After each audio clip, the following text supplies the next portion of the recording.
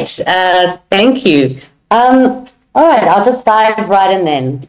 So engaging in doctoral study entails shifts in identity, a process, journey, or quest of identity development and formation.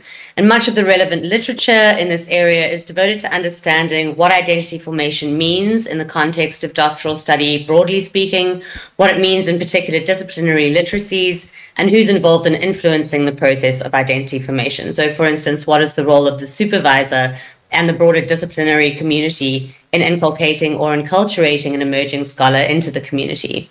And what does this mean for the scholar that emerges or is socialized into that particular community? So in this talk, I'm interested in thinking about identity development and formation at the postgraduate level in relation to my own discipline, which is philosophy in South African universities. So I'm interested in the alienating potential of this transformative process for many of our students, given accusations of the same that are commonly leveled both at philosophy as a discipline and as it is arguably standardly taught and practiced in South African universities. So I'm particularly interested in what follows from this alienating potential for many, for our pedagogical practices, and especially our supervisory practices within the discipline. So to emphasize the transformative potential or fact of education is nothing new. As a selection, consider the following from Paulo Freire and Richard Rorty, who are both notable and influential thinkers and who both highlight the transformative role of education. So first, Freire argues that education either functions as an instrument which is used to facilitate the integration of the younger generation into the logic of the present system and bring about conformity to it, or it becomes the practice of freedom, the means by which we discover how to participate in the transformation of our world.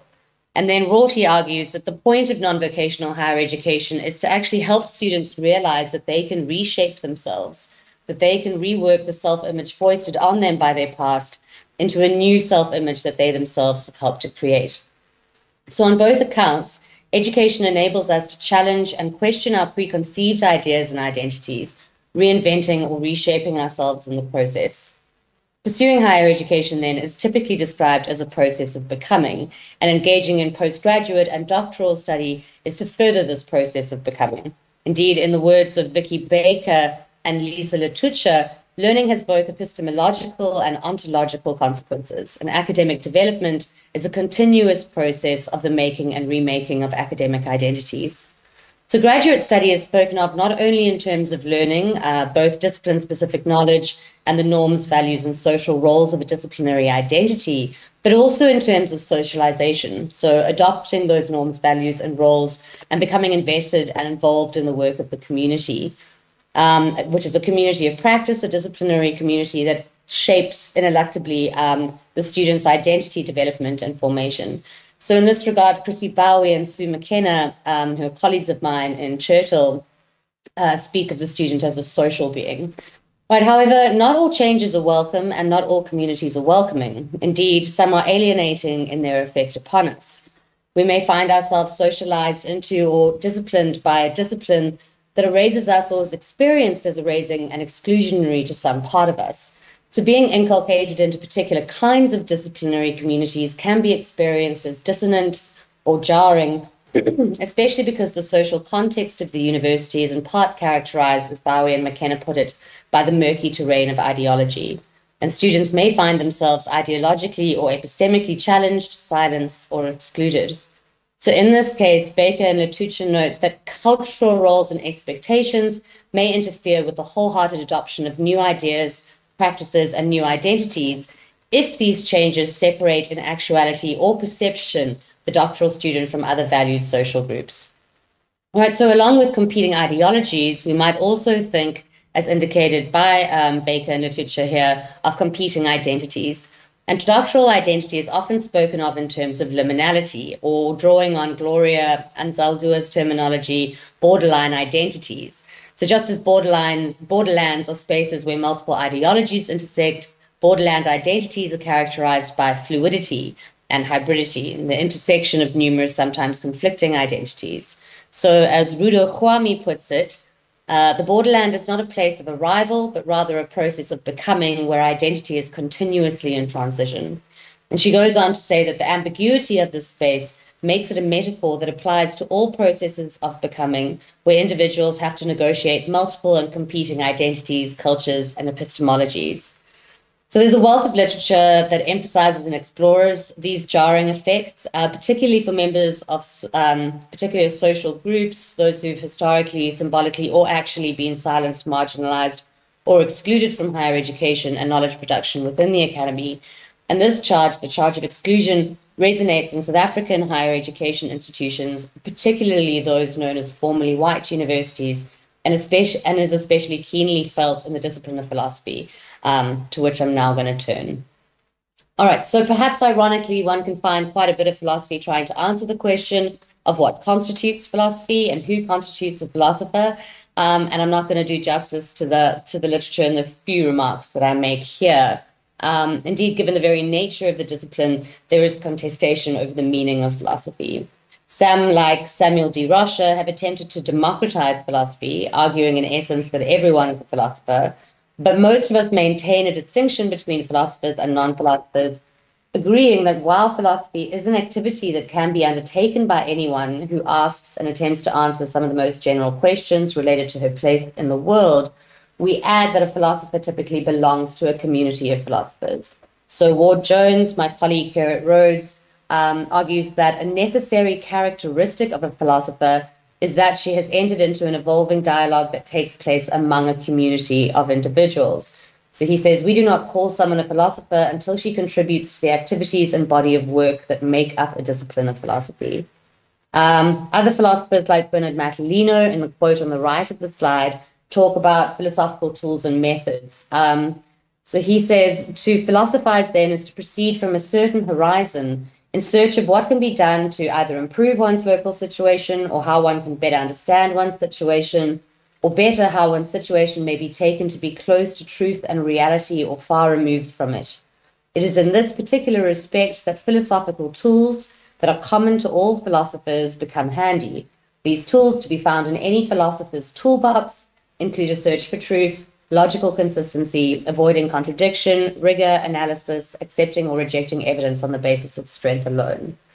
Philosophers are also often spoken about as somehow standing outside of or beyond society in order to critique it, driven by a love of wisdom above and beyond any other particular motive. All right, so despite the brevity and sketchiness of that picture, we're nevertheless in a position to say a few very basic things about identity development and formation in philosophy. So the 4 points that I'm going to turn to now speak to philosophical identity development at the general level, and then I will turn to the South African case after briefly describing them. So first, we might say that a philosopher's identity development entails picking up, trying out, and coming to work with the philosopher's toolbox as one's own. So approaching questions with a focus on truth and understanding, on acquiring justified or supported beliefs and avoiding inconsistencies, contradictions, and so on. Second, we can say that as one forms an identity as a philosopher, one begins to develop one's own coherent web of supported and supportable beliefs about the world, oneself, and others, or what Jones calls identity-conferring beliefs, which, as the term suggests, the beliefs that philosophers form, say, about ethics or metaphysics, are especially important to us, and so should have, in virtue of having normative implications, a definitive impact on how we identify ourselves for ourselves and others, and how we act and move about in the world in relation to others. Third, we could say that as one's identity as a philosopher develops and forms, one comes to join, participate, and contribute to the conversations taking place within philosophical communities. So to express and defend one's philosophical commitments and produce work that furthers these conversations. And obviously there, one's contributions would reveal one's philosophical identity to the community. And as one participates, one develops one's own voice and a certain level of confidence in expressing and defending it.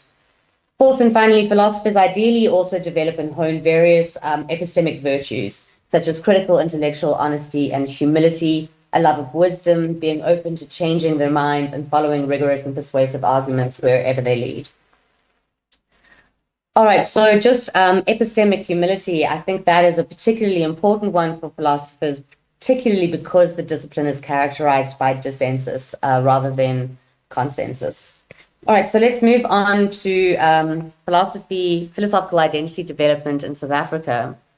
A wellspring of philosophical work produced by members of the South African philosophical community itself argues that philosophy in South Africa remains Eurocentric and necessarily infected by the colonial project. An even stronger accusation concerns the epistemicide of African epistemologies owing to the relationships between Eurocentric philosophy and colonial forces and projects. So Matalino argues that the official and current state of the academe is born out of the colonial experience, and the philosophical struggle of this place is a struggle between an epistemology of dominance or an epistemology that seeks to dominate all other epistemologies by appealing to its imagined universalist nature and character and insisting that all epistemologies must live up to this character. And Makgoba Remorse echoes these sentiments, challenging philosophers working in South Africa to respond to concerns with epistemic injustice within the discipline. So in his words, philosophical contestation continues in the academic scientific domain, in part because genuine dialogue is yet to be achieved. Philosophy in South Africa is yet to demonstrate that she takes seriously the thesis that epistemic justice is an indispensable complementary to social justice. So if these accusations are fair, then what follows for the development and formation of philosophical identity in the South African philosophical community for the majority of our students? And perhaps it'll be helpful here to return to those 4 features I spoke about above, and we can capture these as developing and working with or expressing 1, one's own philosophical toolbox, 2, identity conferring beliefs and philosophical worldview, philosophical voice and position within the philosophical community, and 4, epistemic virtues. And my question here is whether socialization into a philosophical community that is Eurocentric or perceived as Eurocentric necessarily undermines or stands in the way of the development of these 4 aspects of a philosophical identity. And if it doesn't, whether it nevertheless makes the development of this identity an alienating process or experience for the majority of our students, leading towards the development of alienated liminal identities. And so on the face of it, it seems to me as though the answer to the first question must be a no, and the answer to the second a qualified yes. So in terms of the development of one's toolbox, beliefs, position, and virtues, it doesn't seem as though we can make a strong case for the Eurocentric nature or whiteness of philosophy in South African universities as preventing the philosophical identity development and formation of Black or otherwise marginalized students. Indeed, the fact of the existence of research articles and philosophically rich opinion pieces critiquing South African philosophy written by Black and other marginalized South African philosophers makes it incredibly difficult to make a strong case for answering yes to this question. However, if it is indeed the case that philosophy, as it is practiced, taught, and represented in South African universities, is Eurocentric or white, and so reinforces colonial racist logic, beliefs, and values, then it's easy to see how this could stand in the way of a sense of belonging for many, if not most, of our students in philosophy. Indeed, the challenging transformative process and resulting shifting sense of self inspired by education in general and a philosophical education in particular, think again of the identity conferring beliefs, could easily invoke feelings of alienation and fragmentation in students who feel epistemically and ontologically silenced or excluded. And if that's the case, then we have to acknowledge that most students entering the discipline of philosophy in South Africa, given the demographics of our country and student body, will engage with existential, ontological, and epistemic conflict during their time in the community, as at least until such time as the discipline is perceived or seen to be transformed in the requisite ways. And second, for those students moving into postgraduate and doctoral studies in the discipline, these lived experiences will likely be familiar. So as evidence for this claim, 2 projects explored by philosophy postgrad students in our department last year focused on cultural devastation and ontological and epistemic vulnerability or annihilation in light of the traditions, norms, and values governing higher education in South Africa and the practice and community of philosophy in particular. Moreover, the Philosophical Society of Southern Africa's annual conference earlier this year, Khonse Lebakeng, she's a young Black woman studying philosophy at a South African university, presented a paper entitled Being at Home in Philosophy. And I just want to quote from her abstract here. She says, the harms stemming from historical injustices affect Black female students academically and professionally. This harm leads to a 2-fold silencing that Black female students might experience in academic philosophy.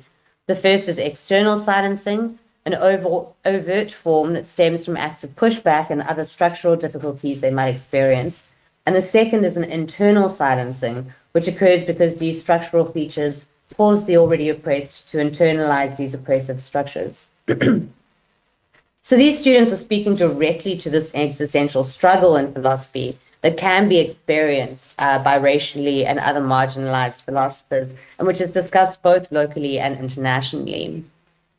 So as South African philosophers, how should we respond pedagogically to these concerns? Of course, if we take them seriously, and I think we should, then the work of transformation ought to be of primary importance to us, and we should strive to transform our philosophical communities and departments as well as ourselves. Of course, we know that transformation is complex and multifaceted, but we need to consider how we can contribute to it. And as a feminist philosopher, I understand that it's controversial to approach a systemic problem at the level of the individual, but I think that nevertheless, we should each begin by reflexively considering our own practices as the individuals who contribute to the conversations and work that sustain philosophical communities. From undergrad to postgrad teaching, supervision, research, and community engagement. We should consider not just the explicit content of the courses we teach and the feedback we give, but also what is called the hidden curriculum. Insofar as we must consider how we model social roles and identities in the discipline for our students, the values that we embody and perform in our philosophical practice, how we relate to others, and specific areas of philosophical work, so what we give priority to and what we exclude, and how all of this impacts on our students' perceptions of the philosophical community and the discipline of philosophy, as well as their own identity formation as emerging South African philosophers. So focusing in particular on supervision, we need to consider how we model ways of knowing and being a philosopher to the students that we supervise. And here I'm thinking very much along Judith Butler's lines of performativity. And also we could turn to Anne Lee's influential work on doctoral supervision and the various approaches that she speaks to. Indeed, she argues that distinguishing between these different approaches enables supervisors to take stock of, define, and interrogate their habits, values, and assumptions. So she explores 5 different approaches: the functional approach, the enculturation approach, critical thinking, emancipation, and relationship development approaches. And she actually argues that effective supervisors move through these approaches and combine different approaches depending on the situation that they're facing. So my suggestion is that it might be worth thinking through which styles of supervision are more or most appropriate when working in the kind of context that I've described. So I think it might, for example, be worth stressing emancipation and critical thinking as more appropriate than functional and enculturation approaches, particularly because enculturation approaches not only kind of position the academic as a gatekeeper, but also try and enculturate into existing practices without critiquing those practices. So I also suggest that relationship development is something to be given serious consideration in this environment, and that we should bear these approaches in mind when we engage with different epistemic frameworks, when we're giving feedback, when we're asking students particular questions or guiding them in certain directions in the literature. Are we inviting them to be critical, to question and challenge us and what they are taught and engage with, as well as themselves? Are we enthusing and inspiring them? Do they feel careful and recognized? I think that recognition, for instance, like representation, is key to fostering a sense of belonging amongst our students. So we need to be mindful of our own biases and taken for granted ways of thinking and doing things so that we can make more of a home for our students. All right, so and as individuals, departments, and communities, we should consider honestly and openly addressing and engaging with our students' existential and epistemic questions and conflicts when appropriate. So to draw on George Yancey's kind of metaphors, to see them and name them, and engage with them as philosophers in their own right.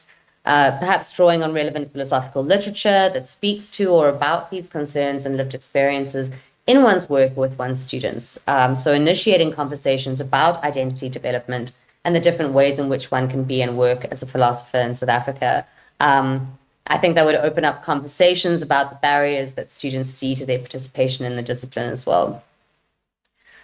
All right, so I just want to conclude, wrap up quickly. I've suggested that while the whiteness of philosophy in South Africa does not undermine the process of philosophical identity formation, it does make the experience of alienation in the South African philosophical community likely for most of our students. And I think that given that philosophers working in the South African philosophical community must respond to ongoing calls for transformation if we hope to undermine this alienation and create a philosophical community where we can all feel at home. So I want to end with a colleague of mine. She's now at Wits in Johannesburg, Samantha Weiss, some words from her work on institutional culture and feeling at home at the university. She says, if we cannot provide a home for all in a rich sense, in which the professional and the personal are connected and reinforcing, we must at least strive to forge an institution in which a home for some does not mean alienation for everyone else. Thank you.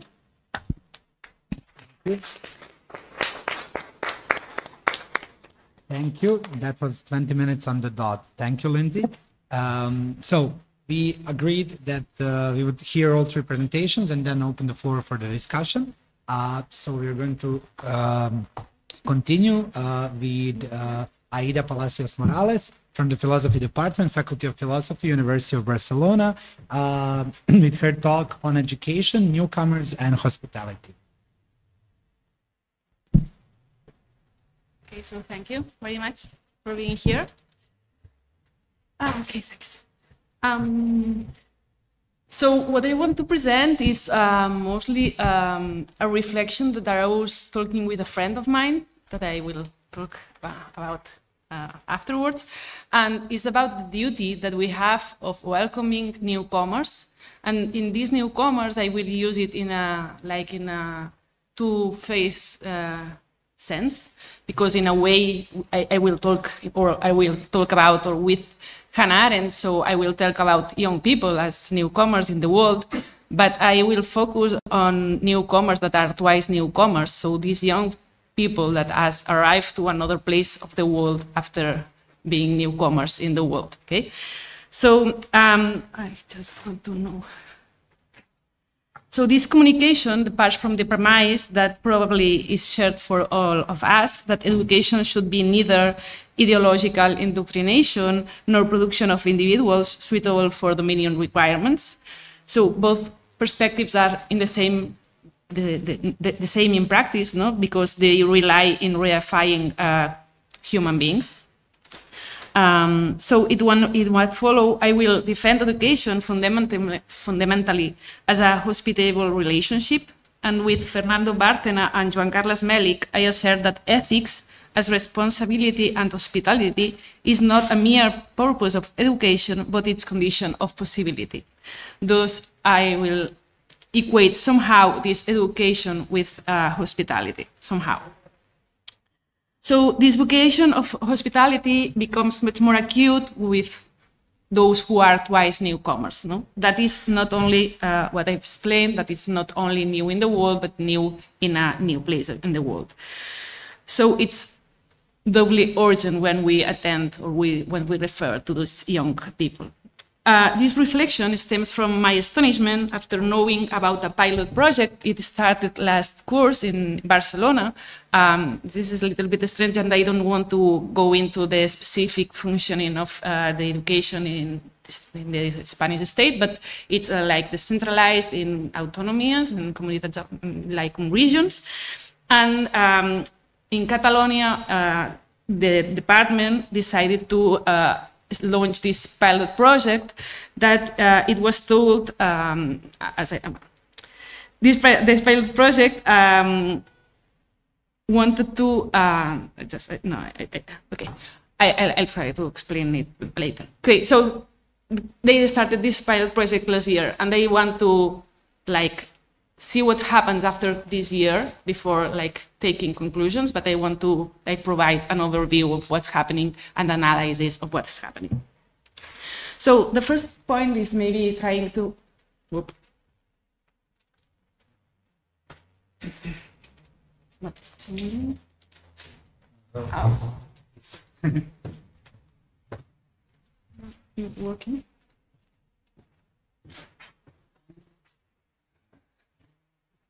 I had a few problems with this PowerPoint.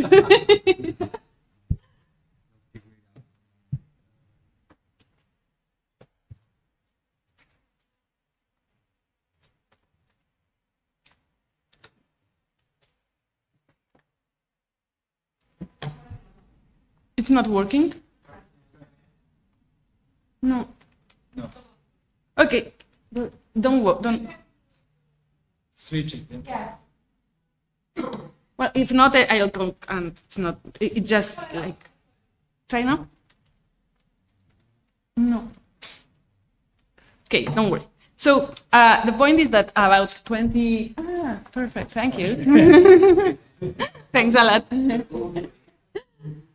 And now?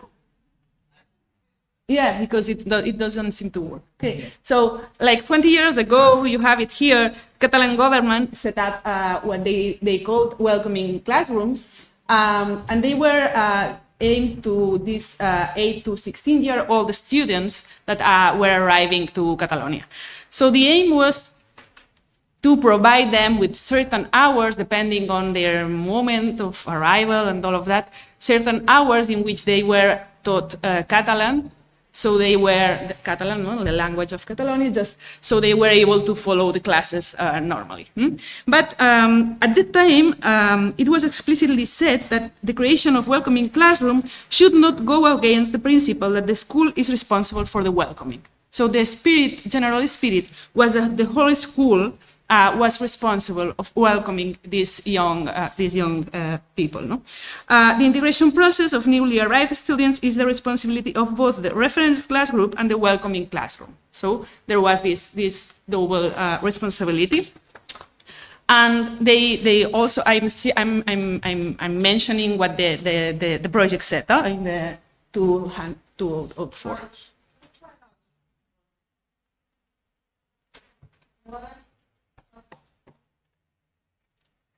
Okay, so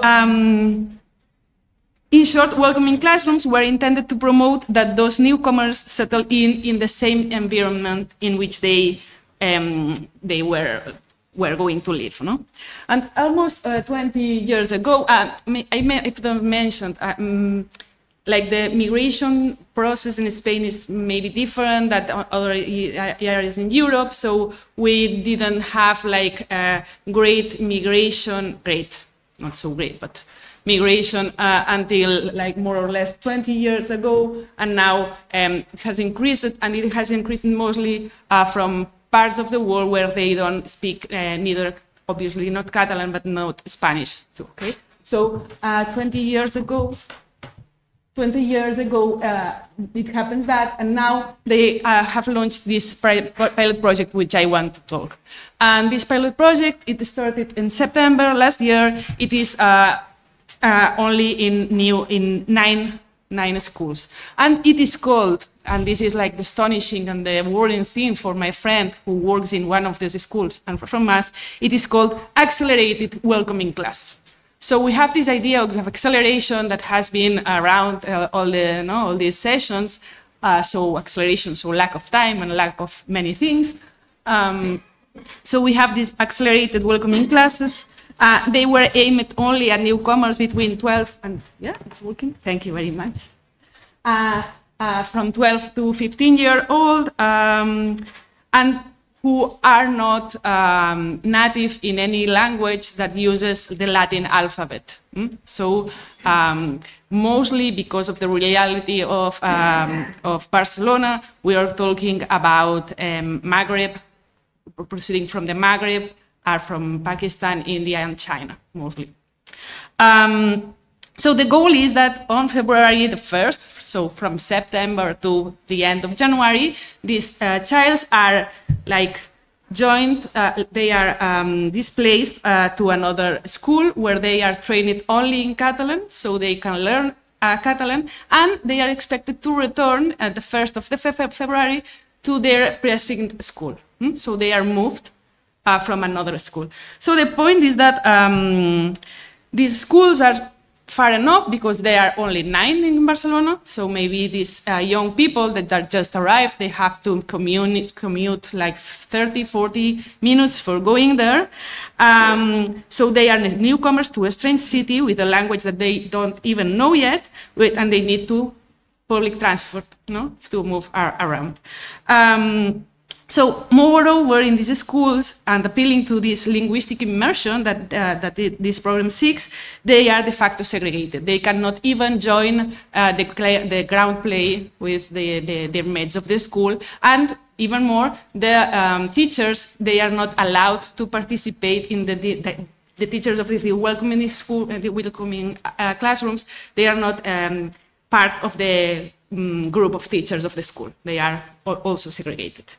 So I don't want to neglect the many problems that unanswered questions that welcoming classrooms already had. They had many problems because they were like under financed and with lots of problems of resources. But this, at least, they had a certain conception of education as hospitality. At least in the paper, what was said is that welcoming schools, welcoming classes share this responsibility of welcoming with with the class, with the group class of the child. So what I want to think is about that, moreover, given that to welcome is to admit someone in one's home or company, so it is necessary to ask if it is possible to welcome away from the place where these people are expected to put roots, because they are moved these neighborhoods. So to think about the educational proposals we offer to newcomers, I think that is to think about the meaning of education itself. So for me, it's important that I'm focusing on what happens with these young people that are in the accelerated welcoming classes, but at the end is the same. It's like their needs are much more urgent because they are much more vulnerable, They are in a much more precarious situation, but at the end is what every human being that is young needs, That is this welcoming. So the question for the meaning of the accelerated welcoming classes is a question for the meaning of education, What is for this education by virtue of what this education exists. And it's funny to me that I work a lot with Hannah Arendt, and she was writing like 60 years ago something about the crisis of education. And if you follow the thread, we are still thinking and writing about the crisis of education. And it's somehow funny, I don't know, it's not the word for sure, but it's striking that we are still thinking about the crisis of education. Maybe it's, I don't know if it's like the state of affairs and that's all. So for Arendt, natality, the fact that each human being, new human being, is born, is unique, is this essence of education. Each new human being who enters the world does so as strangers who bring with them the capacity to initiate the unforeseen, to alter the future. Newcomers are beginnings. The human condition of natality is closely linked to action, to the extent that Arendt calls it the central category of political thought. Natality, almost miraculous, is what makes education one of the most elementary and necessary activities of any society. So the mere fact that there are new human beings forces the world to welcome them somehow. So education takes place in the unpredictable terrain of human affairs. The world is precarious and mortal as we are humans. And education is introducing into the world newcomers so that they can find the right point between permanence of the world and new beginnings. We have to handle this uncertainty. Arendt criticized any ideological understanding of education, any attempt to turn it into a form of control, a tool to mold human beings to fit in any kind of utopia. On the contrary, it is essential to guarantee the possibility of bringing human beings into play. Bearing this in mind, adults introducing newcomers into the world must take the responsibility both for them, newcomers, and for the world. That is, boosting newcomers' growth and encouraging their free development, as well as ensuring world's continuity and permanence. And I want to say that Arendt says that who is not willing to do that should neither be a teacher nor have child's So she is taking it into account very, very severely. The obligation to educate newcomers is thus the obligation to welcome them, sheltering them within the world that also takes them in. It seems to me that, as Josep Maria Esquirol states, Arendt's natality cannot be thought of apart from the very essential welcome. Welcoming is a condition of existence. In this sense, Simone Weil spoke of universal, eternal, and unconditional obligations toward human beings, all of them comparable to that of sharing bread with those who have no, or giving water to those who are thirsty. Weil considered the need for roots the most important and ignored need of the human soul. Rooting is participating in one's environment, putting down moral, intellectual, spiritual roots. There must be, therefore, a place which can be called home, in which to feel at home. No? And this resembles to what we were talking about. Following Weil, whoever is uprooted has two options: to fall overwhelmed by gravity in quasi-morsel inertia, or to uproot others. So she said, whoever is uprooted uproots, they who is rooted does not uproot. So this need for roots is even more pressing when one has left behind their home and is suffering a migratory mourning. Young newcomers face this situation of vulnerability reinforced by multiple layers of precariousness imposed by the classist, racist, and sexist structures of our not so welcoming societies. So it seems self-defeating to expel newcomers from the environment that should welcome them, their assigned schools, and instead insert them into another one for 5 months, after which they will be uprooted once more, and then are expected to put roots again, no, when we have decided that they have to put these roots. So it is not acceptable to root out a young person who is already suffering from uprooting, with much less to expect them to take roots whenever and wherever we want, no? As we decide. So the initial reasonable aim of ensuring that young newcomers learn Catalan enough for joining the educational system is jeopardizing hospitality itself. We are losing this element of hospitality. It is neglected that hospitality is a goal and that learning the language is just a condition of possibility. The need for efficiency is put before the obligation of hospitality. Borders are shifted to the most vulnerable part, young newcomers. And it somehow resembles to me the end of racial segregation in the United States when Black students had to leave their high schools, no, for like desegregating what happened in the white, no, in the white schools. So as Bell Hooks wrote, we had to make the journey and thus bear the responsibility of making desegregation a reality. We had to leave the familiar and enter a world that seemed cold and strange, not our world, not our school. So we are doing the same. No, we are putting in these newcomers, no, like we are putting them the responsibility of that. Okay, so. Education is a space of welcoming for cultivating roots, the first response to otherness. So education is not only care of the self, but also and almost mainly care of the others. So this recognition of the otherness is the basis for an education that is no longer related to a physical space or an institution, but rather to a kind of relationship, a way of doing and saying otherwise. In this sense, and inspired by Foucault's idea of heterotopia, Josep Maria Esquirol recently referred to the educational space altertopia, that is, a place other that resists and from which to resist the homogenization and domination of the present. If domination is mercantilist and individualistic logic, uncritical adaptation to the demands imposed by progress, crossing the threshold that is education is to inhabit another possibility. Adorno also expressed himself in similar terms by saying that education should tend at the time of omnipresent conformism to reinforce resistance rather than to increase adaptation. So the meaning of education is to generate and harbor ways of doing otherwise, and once this threshold is crossed, the experience of time also turns otherwise. Facing the time lacking dominion, this altertopia should imply an alterchronia. Education needs time. We have been talking about that also. If education is a threshold, crossing it implies another way of inhabiting time. Since education is a relationship of hospitality, and given that education requires time, accelerated welcoming is an oxymoron. It doesn't make any sense. Accelerated welcoming is not even conceivable. Alterchrony becomes absolutely necessary. This inhabiting time otherwise carries with it the seed of a resistance.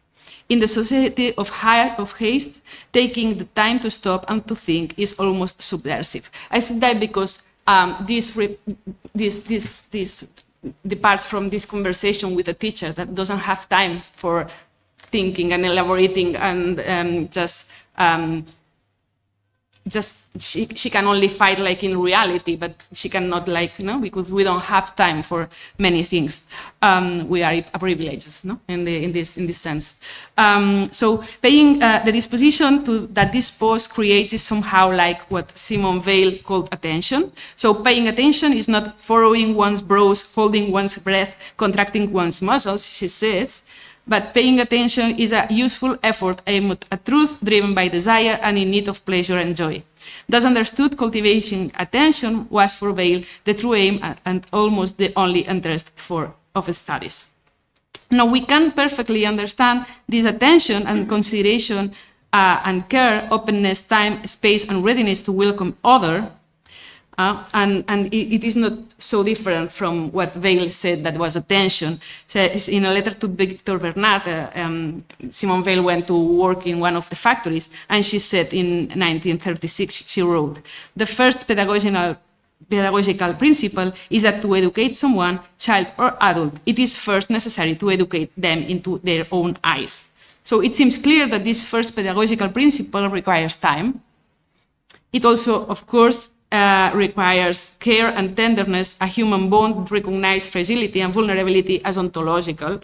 As Hooks would say, one must enter the classroom as a whole, not as a disembodied spirit, so the teacher can hardly remain impassive, unaffected by the lived experience of the newcomer and their narratives. Welcoming those who carry with them a migratory mourning implies attentive listening and openness to affection. So accelerated welcoming classes are examples of instrumental education, of education understood as adaptation, and this project totally disregards the ethical and political implication of education. I think that it's irresponsible in itself because it's not taking responsibility for the labor that we have to do when we are educating. Thank you very much.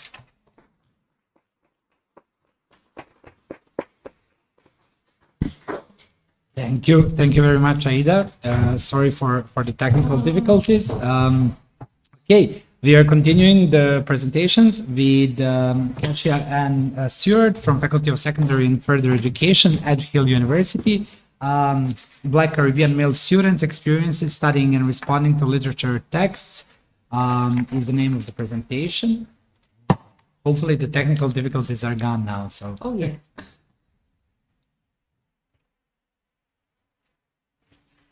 Hello, everyone. Thank you for being here.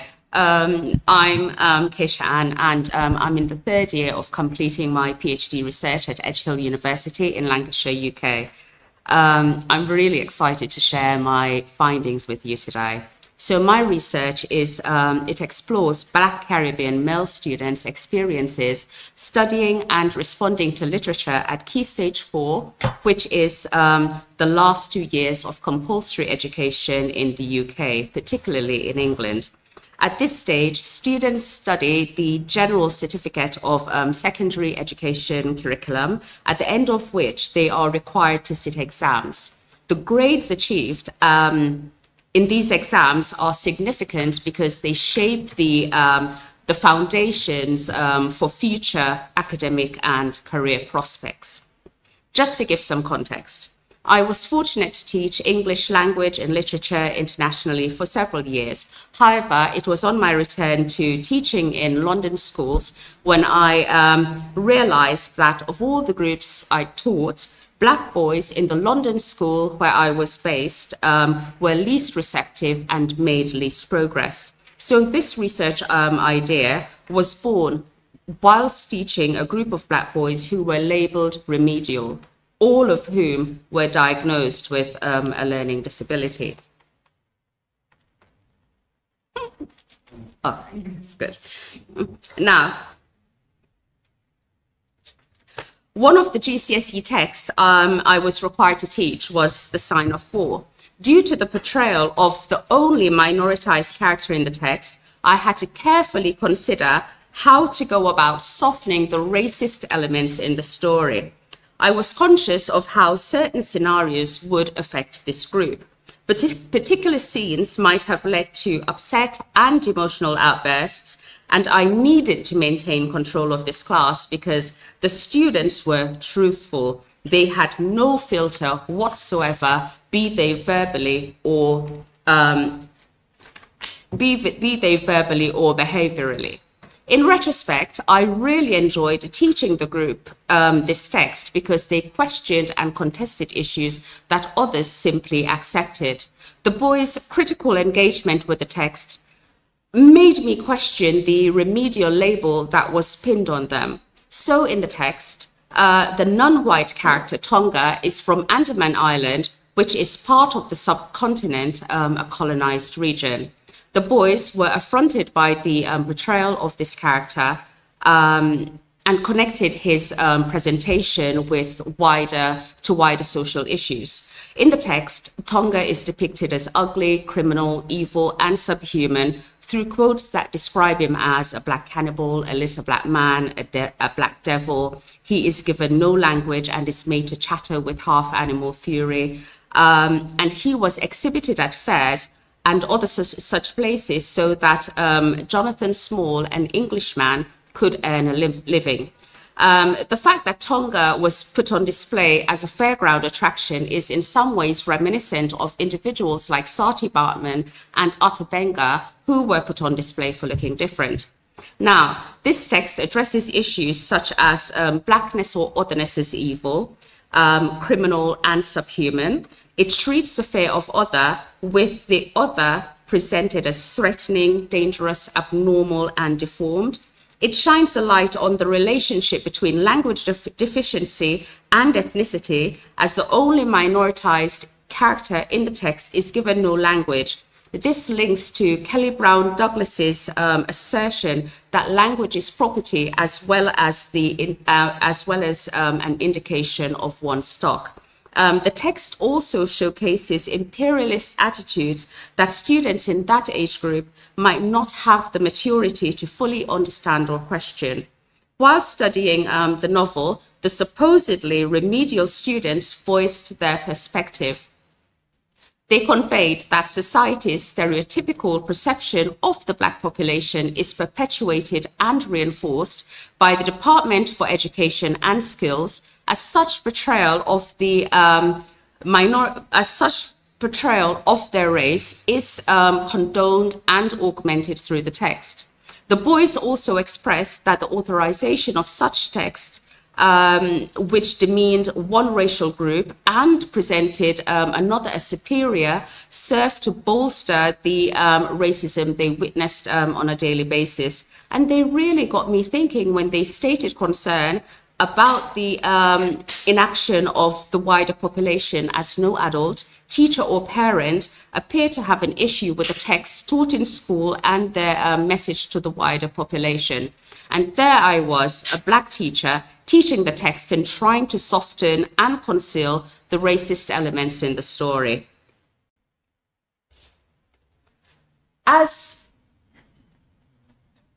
Okay. Oh, I didn't move that. Okay, so as an educator who understands the power and significance of narrative, I perused the text on the GCSE curriculum and noticed that several texts were problematic. After more nuanced readings, I realized that what I'd originally chalked up to be the representation of Blackness was really the depiction of Black males. This got me thinking about the politicization of Black males in the media in the UK. Another two texts I'll briefly speak about are The Strange Case of Dr. Jekyll and Mr. Hyde and Pidgin English. So The Strange Case of Dr. Jekyll and Mr. Hyde was written in the 19th century, sometime between 1885 and 1886. During that time, people were engaged in discussions about Darwinism and Lombroso's theory on criminality. Darwin's theory of evolution helped to support scientific racism, and Lombroso's theory on stated that criminality was inherited and criminals could be identified by physical features. In some ways, Lombroso's theory can be linked to Linnaeus's classification of humankind in the 18th century. Here we can see the merging of narratives building upon narratives over the course of a century. When reading The Strange Case of Dr. Jekyll and Mr. Hyde, it is important to remember that slavery was abolished in the USA in 1865, approximately 20 years before this novella was written, and a civil rights movement from 1865 to 1896 saw the improvement of educational and employment opportunities for African Americans. Some African American men also obtained the right to vote during this period. With these conversations and events in the background, Stevenson authors a story in which the protagonist's suppressed side is freed. The recently freed aspect of the protagonist character is portrayed as evil and a base nature of humankind. According to Willie Lee Rose, in the 19th century, slaves were no longer viewed as luckless barbarians. Instead, they were domesticated, treated and seen as children who were never expected to grow up. Tommy Curry highlights that during this period, slavery was considered a phase of education, a necessary rite, a passage that allowed access to higher morality and culture. To some extent, these ideas linked Hyde being described as a child of hell within the context, as well as to Tonga, who is described as a little black man. Furthermore, the presentation of Hyde, especially with his dusky skin, reveals the racialized image of the black man, the criminalization of the black man. What strikes me most about this story is that it mirrors European anxiety at the time through the decline and death of Dr. Jekyll, whose hands are described as large, white, firm and comely, in contrast to Hyde's corded, knuckly and dark ones. Here we can see markers of beauty and the distasteful attached to what is considered normal and what is not. When the reader is first introduced to Hyde, foiled to the supposedly civilized, educated Dr. Jekyll, he is small in stature. However, throughout the text, Hyde grows and strengthens. The stronger Hyde becomes, the weaker Jekyll gets. The text communicates that Hyde seemed to have grown with the sickliness of Jekyll, suggesting that the established European ideals and those of the lesser other could not coexist in the same place. The representation of this predatory relationship puts forward the idea that equality is unattainable, as a social construct requires one dominating force over another that is less so. From the new historicism literary perspective, the strengthening of Hyde and the weakening of Jekyll represents the evolution of established policies and systems that governed the colonized world. The enslaved people of African descent were now free. They were finally entitled to the liberty that has been a natural right of Europeans and their descendants. Based on what was happening at the time, the start of the process of decolonization and Black people gaining human rights, it appears that Europeans were fearful that empowering people of African descent would result in the detriment of white systems and white identity. The last text I'll talk about is Pidgin English, which is written by Stephen Kelland. The novel was published in 2011, and it tells the story of a Ghanaian immigrant family who live on a council estate in London.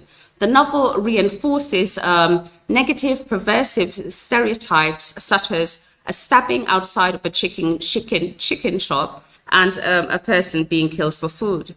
The racial implication of Pidgin English is huge.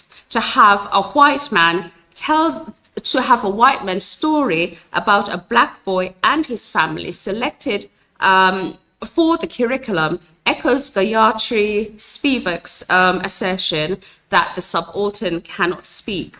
Furthermore, coming from a linguistics background, the title Pidgin English appears to be a mockery of the pidgin, a simplified language that develops within the immigrant community. It's as if this language is compared with feral pigeons who are thought to carry diseases, damage buildings, and whose droppings are expensive to clean up. The link made to Pidgin English and language can be connected to Ian Cushing's work on linguistic racism. Cushing has noted that Black working class children in the UK are much more likely to have the way they speak categorized as deficient, an idea that holds a place in the construct of otherness, which is evident in all three texts discussed. So through literature, students who are in the process of shaping their identities and forming relationships with each other are fed the violent, unsavory, tragic image of Black maleness. The stories taught in school reinforce the notion that the Black way of life is riddled with hardship, criminality, and tragedy. I think it is fair to say that this is one of the ways that the construct of otherness and its opposition to the European ideal is affixed to education. Therefore, through the reinforcement of the constructed other in stories taught in schools, students are able to witness the interplay of white dominance and non-white subordination.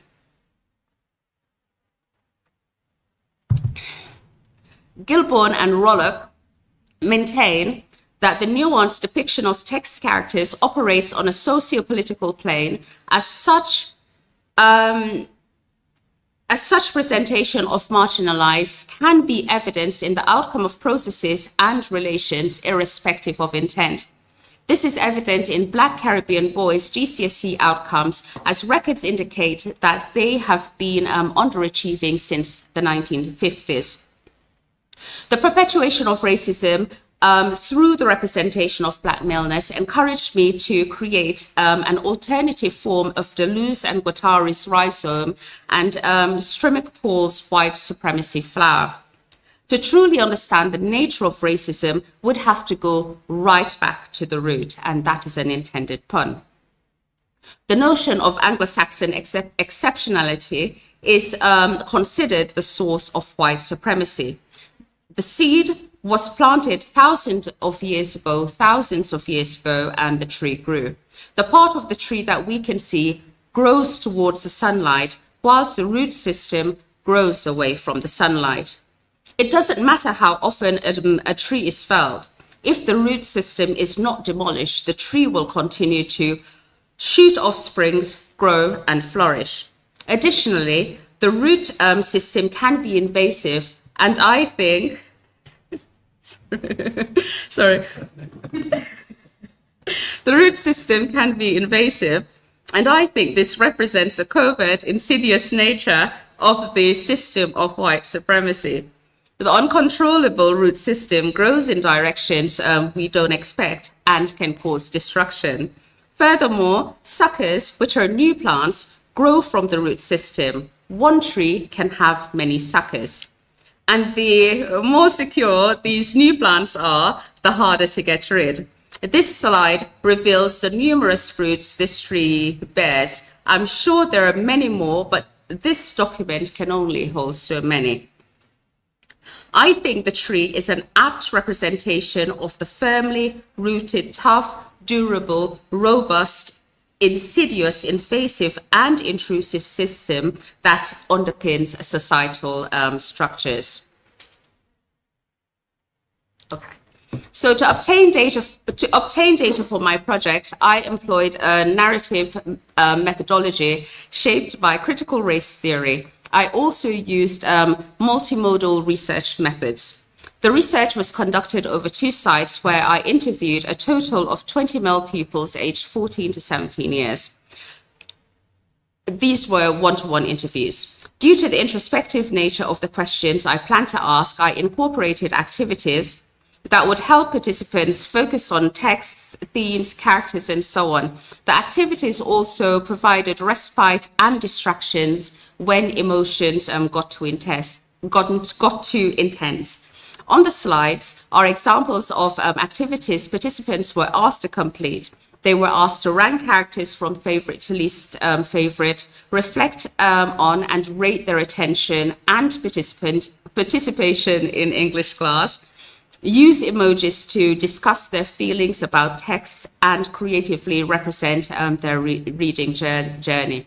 This image to the right of the slide is a participant's representation of their reading journey. He chose to depict it through the image of a river, and the image is, although the image is not very clear, it shows that for him, reading activities drastically reduced between 13 and 15 years of age.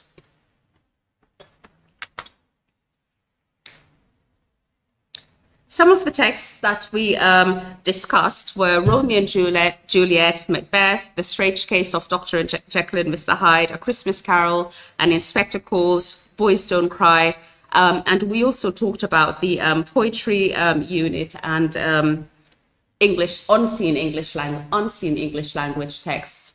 Now, some of the topics participants discussed were the effects of socialization, mankind being naturally evil, masculinity, which focus on the presentation of masculinity and the students' experiences crafting their own version of masculinity, racism, the exclusive nature of the English curriculum, the choice of texts and their relevance, social justice, social class, poverty, the way the less fortunate are treated, moral consciousness, politics and the notion of power, and schooling versus education. Many didn't believe they received an education in school.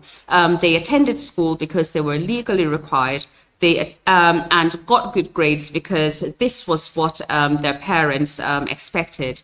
They did not see the value of most of what they did in school. So I'm going to quickly share some of these narratives with you. We won't get the chance to read it all because time is restricted. But I'll just read a couple for you. So how many minutes? 3? 1 minute. So on the notion of masculinity, Michael, let's have a look at the first one. Michael says, teachers like to talk about masculinity. I get toxic masculinity, but I don't think Romeo's masculinity is healthy either. And then Obi-Wan Kenobi, what I like about what he says is, I feel like there comes a point in every man's life when he has to choose what kind of man he's going to be. And I feel like once he's made that choice, it makes it hard to relapse or change your decision. With regards to the choice of text, let's have a look at John, the last one. John said, I really think we should be reading about books that will make us learn about things today. That's what history is for, to teach about the past. All books are set in the past. It would be good to have books on the curriculum about other ethnic minorities so that white people can learn about other groups. All we read is about white people, but they never learn about us. Reading about us might get them to reflect on their behavior. We are not so different. We've got social class, social justice, racism, but the one that I'll have a look at, I'll read out, is the one on community versus individuality, which I think was very insightful. Obi-Wan Kenobi said, Romeo and Juliet was set during the Renaissance when people were beginning to move away from communal consciousness and started to think individually for themselves. The characters who were loyal to their family or loyal to their honor, Mercutio and Tybalt, died. The two main characters who stayed alive the longest were Romeo and Juliet. They were the most disloyal to their families out of everyone in the story, and they didn't die by the hands of anyone else, which I believe is a key thing to point out. And then he says, individualism leads to tragedy. And I think it's Gloria Ladson-Billings who talks about the importance of community in the Black community. I'm going to end. Sorry. Okay, so I just want to end on this note. I asked all the students I tried to ask all the students to answer this question. All the writers we discussed today focused on social issues in their society. If you were an author, what social issue would you write about? And Obi-Wan Kenobi says, I wouldn't focus on one social issue. I'd focus readers to think carefully about how they live their lives, because, you know, a lot of people look at the state of the world, see that it's going downhill in most cases and say, if this person did this, you wouldn't be here. But instead of trying to fix each other, if everyone looked inwards and solved themselves, that would consequently solve the world's problems. So I feel I would write a book that causes people to look inwards instead of outwards. Thank you very much.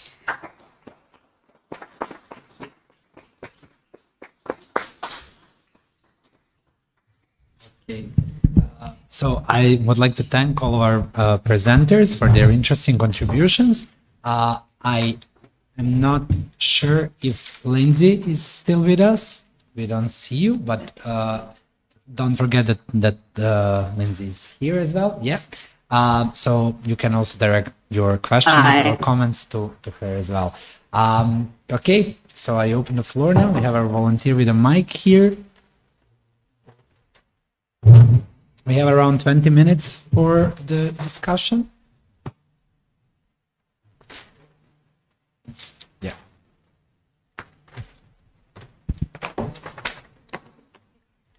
Hi everyone. Lindsay, can you hear me? I can, yes. Yeah. Hi. It's Anna. You can't see me. I can. Yeah, I noticed your voice. Good to see you. Thank you all three for not only was it individually really interesting, your accounts, but also how they fit it together. And I think I have a question for all three of you. I'm just coming out of a conversation that I had in the break where someone, Malte, I think he's not here right now, he kind of challenged my insistence that I think all of you share of making teaching and classrooms a safe space, and this idea of hospitality. Lindsay, you also quoted like being at home. We were talking about a sense of belonging, and that all seemed intuitively right and important for me. And so the challenge that I just received was, if we are okay with this basic idea of learning also being in a constant in a position of risk. So this notion that I think also the keynote in the morning mentioned that no, an educational space is not supposed to be a safe space, because it's really like it's risky business to become someone else as you're, for instance, changing your mind about something. And in a way that seems to run counter this idea that again seems intuitively right to me, and that all three of you seem to support, to this idea of like institutions being a home and feeling like included, and how do you each deal, and that how, if at all, does that challenge that notion of like that sense of belonging that I think we all want to work towards. Yeah, thank you. Lindsay, you want to start? Sure. Thanks, Anna. I think it's a great question. I've always been a bit concerned with the idea of a safe space. I think, again, as a feminist philosopher, thinking about the work that happens in consciousness-raising spaces, and some of the philosophy that talks about that, and talks about how disagreement was so fundamental to learning, right, or seeing social educational spaces more as needing to be conducive, right, as opposed to safe. And I think, yeah, so I would go for more of that kind of a picture. And I think, but I like the I like the idea of kind of just biting the bullet and saying, well, look, yeah, education is risky. You know, this identity development, this process of change, of transformation is going to take you into these liminal spaces. And that does present the risk of alienation. And you just have to accept that. But I wonder whether engaging with that in itself, kind of engaging with that openly and honestly, might not kind of foster a sense of belonging or being at home, right? So kind of even a kind of just understanding that is, I suppose, the case. Yeah, I'm going to stop there.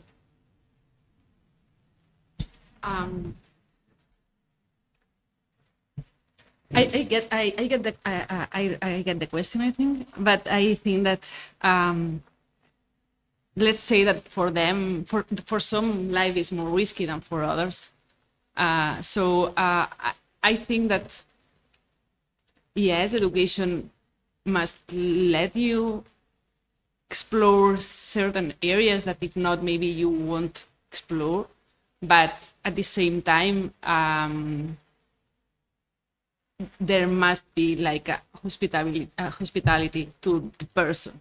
Let's say, I don't think that they are so like, or one thing or the other. I think that there are issues in which you will explore risks, but you must feel safe in there. I mean, for example, if I think in how it's working nowadays, the welcoming classes, not the accelerated ones, but the welcoming usual classes, most of the childs that are attending them, they are in risk, real risk of social exclusion, of losing their homes or not having them, or not having parents that are in this position of taking care of them because they are working or they are whatever. So they already know what is risk. So I don't know that they have to learn what is risk, even though when learning entails risks. I don't know if I'm explaining myself, but I think that they are not opposed things, and maybe we, in a way, I know that school should not be like that, but in a way, as society is like it is, I don't see as bad that they get a safe space in a school when they don't get in other places, in a way. Okay. I believe risk and safety can go together. So they can be, education can come with risks, and they can also feel safe in the classroom. What I'm seeing, and then you have to sort of like think of the definition of school, think of the definition of classroom, is what is taking place there actually education. Based on my research, I can see school as a reforming tool, a tool of reform. This is how I want you to think. This is how I want you to behave in society. And teachers in my situation are being used as political tools. These are the ideologies we want to transfer to the population. So this is what you want to do. I think, yes, the classroom education and learning come with risk, but I don't think risk means damage, hurt, alienation, and the perpetuation of injustice. Thanks.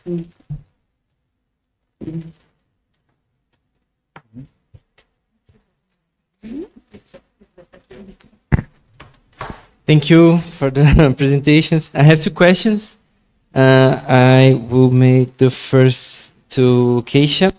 It's about, I was delighted by the presentation. Thank you very, very much. It was super interesting to see how these images of the minor could be found into the major imaginary, and it was interesting to think that maybe it couldn't be done by the major, the hegemonic discourse. So I was thinking about my experience with literature in Brazil.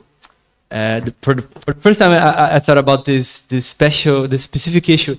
That is, we don't read European literature at all. We just read Brazilian books, Brazilian authors' books, and some Latin American authors. And I was thinking that maybe, it was interesting, but maybe we are deprived of the possibility of understanding these racist or minor folds into the hegemonic literature. So I don't know, I would like to ask you about this, if you think it's more interesting politically to actually read with the, I don't know, anti-hegemonic gaze the major literature or the major knowledge, and etc., or stick to the local or to your culture. And the second question is to, I use the words of Aïda, but I think the question might be to Lindsay as well. If you want to add, would be nice, if you please. The question is about an idea that I heard recently in a conference of Team Mingled about the idea of responsibility, this idea of being able to respond. And I was in a class in Italy, in the school, and there were these two Chinese boys, and I tried to interact with them, and people said, no, they don't speak.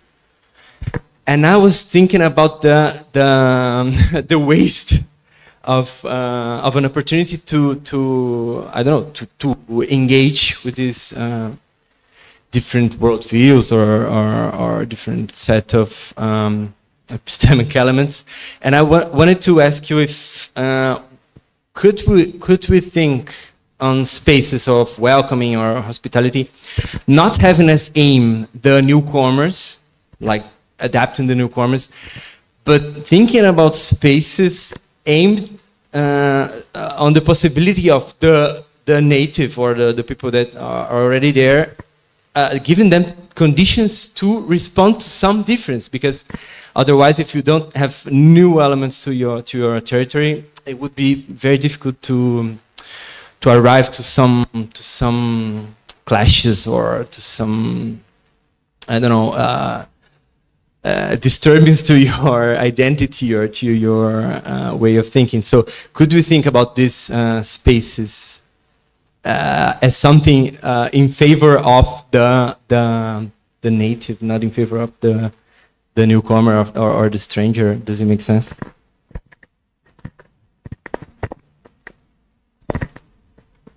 Okay, so I'll go. So I mentioned that I taught literature internationally, and I think that was one of the highlights of my careers, because the curriculum I taught, I had to teach literature, let's say, from 5 continents, from 7 countries. So so the students I was teaching at the time were exposed to a wide range of literature. I love South American literature. I love Russian literature, and not only settings, not places, not only places. They had to read literature from the 16th century straight up to the 21st century. But then at the moment in the UK, we're only studying literature written in England. And I think that restricts students, because you have so many different forms of literature. Knowledge is everywhere. It would be good for students to explore, to delve into magical realism, or that's depicted by Pedro Páramo and so on. So it's I think looking at literature and seeing the different variations of literature as well, because when you think of post-colonial literature, you think of colonization wasn't the same in all regions. So literature in the Caribbean would be different from literature on the subcontinent, would be different from literature in Australia. So I think it would give students sort of like a wider view of this globalized world that we currently live in. Thanks. I hope that's okay.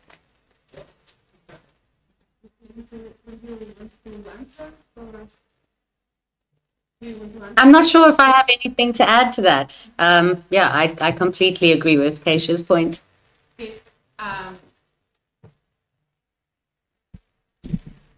when I think about education of welcoming, I think that this welcoming is like much more urgent when we are talking about people that that they are these twice newcomers. But I think that it is the same when we talk about people that is not twice, like we all come from different situations and different realities, and this welcoming to this otherness, if we want to say it like that, I think that is like the primordial in at least in public schools. So I'm not sure if it changes so much. I think that it's much more urgent because, as I've answered before to Anna, I think that this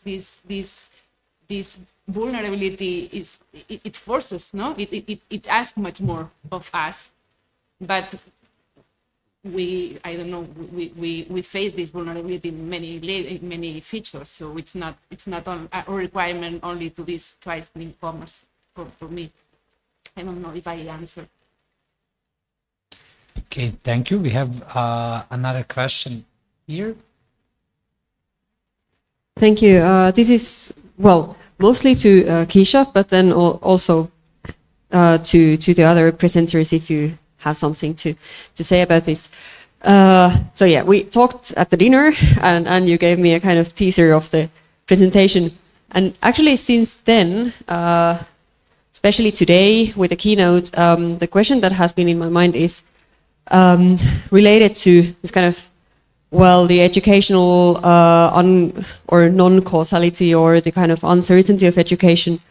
And with that, the question that I think hasn't been asked of whether education can fail. So what you said about the boys saying that kind of at school they don't get education, or that like what is taught at a literature class is not education. So I don't know, how would you respond to the talk, kind of maybe to the uncritical talk about education and education happening and education being an activity that as if simply happens when a teacher or a supervisor acts and guides the attention of the students.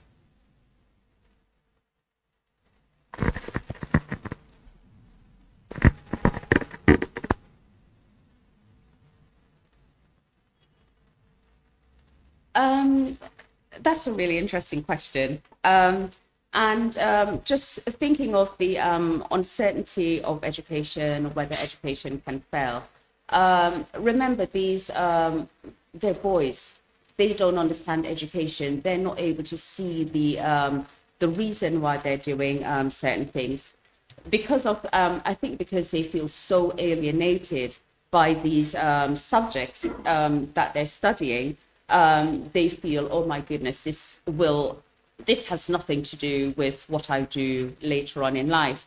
And they're not able to identify the critical skills that they're developing in English class, the language skills, the communication skills, the skills of analysis, you know.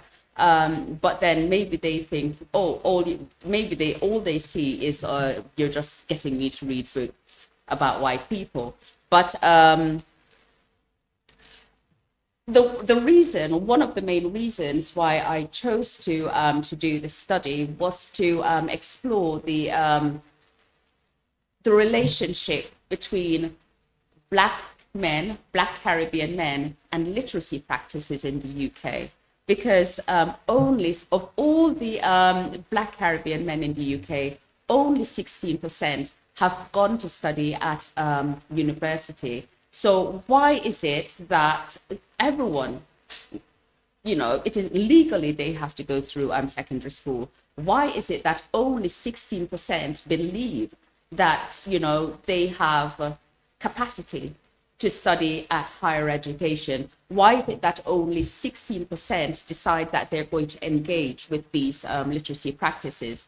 And what I'm beginning to realize is that based on the curriculum, I think because of the curriculum, there's an element of distrust in the systems, in the social systems. And if there is a distrust of education, a distrust of society, then I think education can fail. Thanks. Okay, thank you so much for your answers. Yeah, maybe we have time for like a very short question, and that would be the last question of the session. Okay, thank you. I'll be short. I have a question for Keisha. I wonder if you had a chance to maybe see or understand how are these texts impacting those young men or boys as gendered persons. So how all of these stories and narrations are affecting their inner gender feeling. You know what? It was. Oh, yeah, it was actually a very difficult process for both me and the students, because the questions that I got them to answer, I don't think they reflected on it as before. But when I did, they were very open, and these discussions were actually very emotional. Sometimes I just couldn't do anything for a couple of days because I was so depressed, and they were also guided to therapy if they needed help. But I think the interview process and the realizations and the co-constructing of these narratives made them realize the seriousness of the situation, because it might have been happening, but they hadn't realized the impact it was having on them. But I don't know if I'm answering your question, but yes, it was really, really difficult and transformative. Thanks. Okay, with that, I would like to ask you to join me in a round of applause for our presenters. Thank you for your contributions. And now we are moving into a coffee break and then the last session of the conference. Thank you. Thank you so much. Thank you so much.